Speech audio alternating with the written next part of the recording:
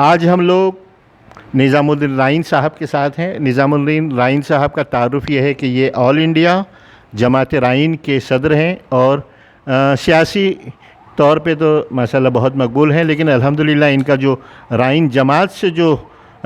ये मंसूब है और उनका जो ताल्लुक़ है वो नहायत मतलब कुछ फ़ैसले ऐसे ले रहे हैं जो हमारे राहत फाउंडेशन से बहुत मुतशाबह है। तो मैं नहीं समझता कि निज़ामुद्दीन राइन साहब का बहुत ज़्यादा तारुफ़, क्योंकि एक सोशल मीडिया पर समाज में प्रिंट मीडिया में काफ़ी मकबूल हैं। मैं चाहूँगा कि खान मोहम्मद शफ़ी साहब राहत फाउंडेशन का थोड़ा सी तारुफ़ दें, उसके बाद में निज़ामुद्दीन राइन साहब ने जो शादी ब्याह के ताल्लुक़ से जो बातें की हैं, जो काम किया है, वो आपको बताएंगे। अब तक राहत फाउंडेशन के ज़रिए से इतने लोगों से मुलाकातें हो चुकी हैं कि अब राहत फाउंडेशन के भी तारुफ़ की ज़रूरत नहीं रही। बहरहाल आज हम राहत फाउंडेशन के मेंबरान हमारे हरदिल अज़ीज़ लीडर जनाब निज़ामुद्दीन राइन साहब से मुलाकात कर रहे हैं और शादी ब्याह में अखराजात पर काबू पाने के लिए निज़ामुद्दीन राइन साहब भी अपनी जमात में जो कुछ काम कर रहे हैं वो काबिल तारीफ़ है। तो निज़ामुद्दीन राइन साहब आज इंशाअल्लाह हम सबको ये बताएंगे कि किस तरह से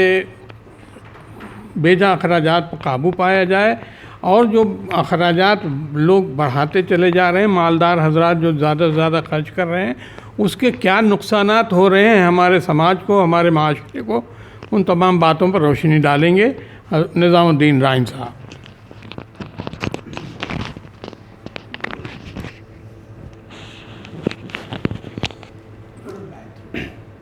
अस्सलाम वालेकुम। मैं पहले तो सबसे राहत फाउंडेशन के तमाम साथियों को मुबारकबाद पेश करता हूं कि उन्होंने हिंदुस्तानी समाज में जिस तरह की परेशानी शादी ब्याह को लेकर है, उस पर उन्होंने आपस में बैठकर एक एनजीओ या एक कमेटी बनाकर काम शुरू किया। मुझे कहते हुए बहुत अफसोस होता है कि जिस चीज़ का मामला मुसलमानों के साथ सबसे बेहतर होना चाहिए, सबसे बदतर तरीक़ाकार मुसलमानों के बीच में आ गया। हम रोज़ दावा करते हैं कि हम अपने रसूल को, अपने खुदा को मानते हैं, लेकिन उसकी एक भी बात को हम नहीं मानते। मैं उसको मानता हूँ और उनकी किसी बात को नहीं मानता। ये इससे साबित होता है कि अल्लाह के रसूल सल्लल्लाहु अलैहि वसल्लम ने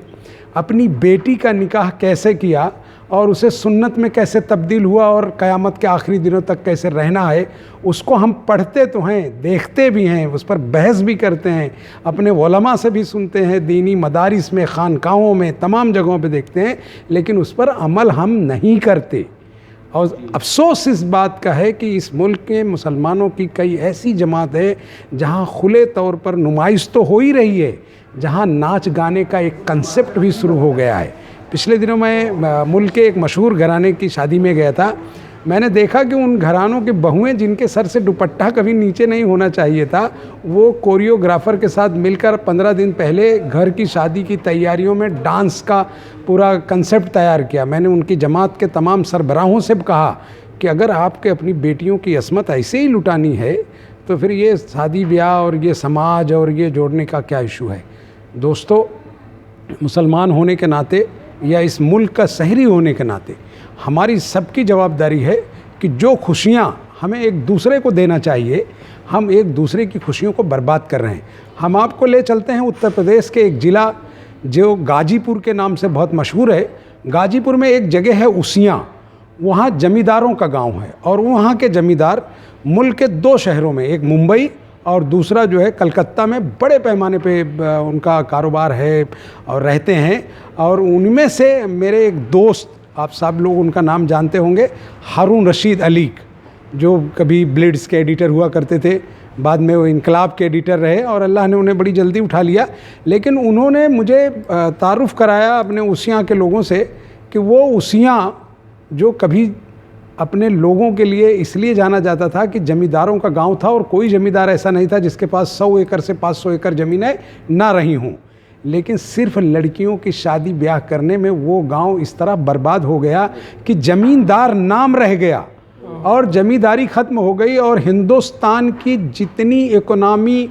ज़मीनों से आती है बेचकर सरकार को, उनमें से उसियाँ तहसील से ज़्यादा पैसा सरकार को कहीं नहीं मिला, क्योंकि हर आदमी अपनी बेटियों की शादी के लिए अपनी ज़मीनों को बेच डाला, क्योंकि उससे ज़्यादा पैसा लाने का कोई जरिया नहीं था।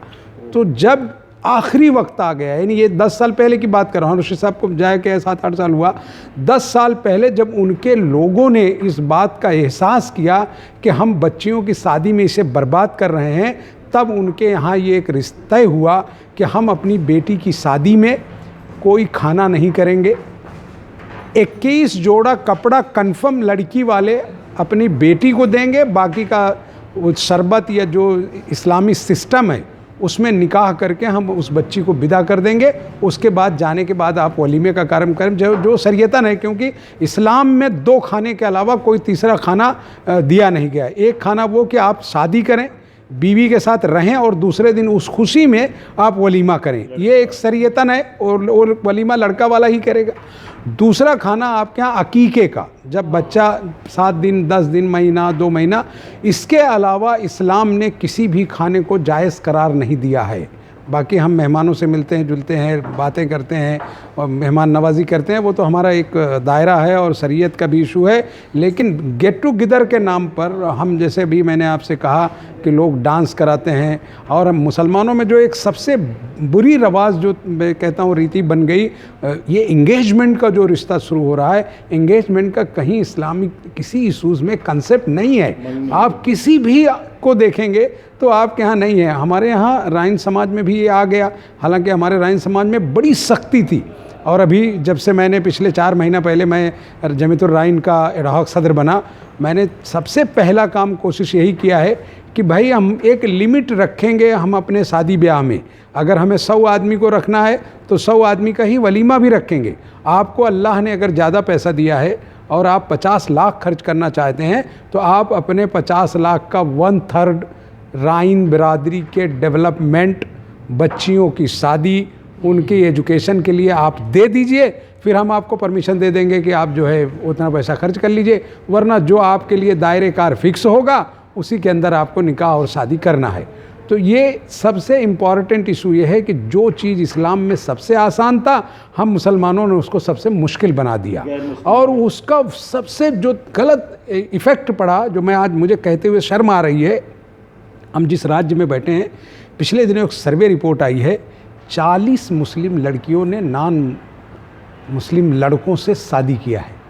ये महाराष्ट्र सरकार का गजट है, ये बढ़े हुए खर्च की वजह। यस, उसका सिर्फ और सिर्फ यही कारण है कि वो फैमिलीज़ जो दहेज नहीं दे सकती, उनकी बेटियों ने गैर मजाहिब के लोगों में शादी कर लिया, और शादी करने के बाद जो है वो हमारे समाज के उन लीडरों, उन तमाम लोगों के ऊपर तमाचा है जो ये दावा करते हैं कि मैं अपनी कम्युनिटी और अपने लोगों के लिए मैं काम करता हूँ। मुझे अफसोस है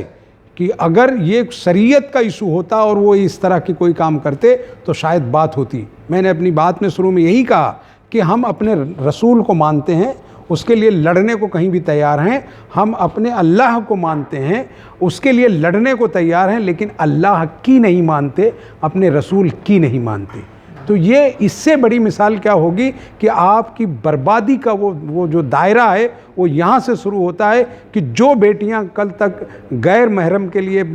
पर्दे से बाहर नहीं जाती थी, वो आज गैर मुस्लिमों के साथ शादी करके और जश्न मना रही हैं। और उसमें मुझे शर्म आता है कि हमारे वो लोग जो सामाजिक जवाबदारी लेने की बात करते हैं, वो जाकर उन शादी ब्याह में शामिल हो रहे हैं। ये फ़िक्र है हमारे उलमाओं को, खानकाहों को, मदारिसों को, जिन्होंने ये सर्वे निकाल कर हम जैसे लोगों को भेजा, और हमने ये तमाम जिम्मेदारों को हम भेज रहे हैं, बता रहे हैं कि ये आपकी जवाबदारी है। शरीयत ने जो चीज़ें आपको दिया है, अगर आप उससे भटक गए तो आप कहीं के नहीं होंगे। मैं आपको मिसाल देता हूँ कि दुनिया का कोई आदमी अरबों खरबों जितनी भी दौलत का मालिक हो जाए, मरने के बाद जिस कब्रिस्तान में वो जाने वाला है वो कब्रिस्तान उसके बाप दादों की नहीं है, वो यतीमों गरीबों के पैसे से जमा की हुई खरीदी हुई ज़मीन है जिसमें तुमको दफन किया जाएगा, और जिस जनाजे में तुम्हें उठा के ले जाया जाएगा वो भी तुम्हारे बाप दादों ने नहीं बनाई, चाहे तुम सोने के कारोबार में थे या हीरे या चांदी के। वो जनाजा भी मस्जिद के किसी दरवाजे के बाहर लटका हुआ गंदा सा पड़ा होगा, और जब तुम्हारे मैयत की खबर आएगी तो 2 लोग लाएंगे, उसे धुलेंगे, साफ करेंगे, तुम्हें उठाएंगे और उस ज़मीन में तुम्हें दफन कराएंगे। जब तुम्हारी हैसियत का अंदाजा अल्लाह और उसके रसूल ने उस वक्त तय कर दिया और आज वो तुम्हारे सामने दिख रहा है, तो तुम अपनी हैसियत को समाज में, उस समाज में जिसे तुम बड़ी बात करते हो, जब तुम गुनाह करते हो तो जो लोग तुम्हारे साथ होते हैं अगर वो तुम्हें पहचानते हैं तब तो तुम गुनाह नहीं करते, लेकिन जब तुम गुनाह करते हो और लोग तुम्हें नहीं पहचानते तो तुमको लगता है कि शायद मैं अच्छा काम कर रहा हूँ। तो समाज के जिस चीज़ को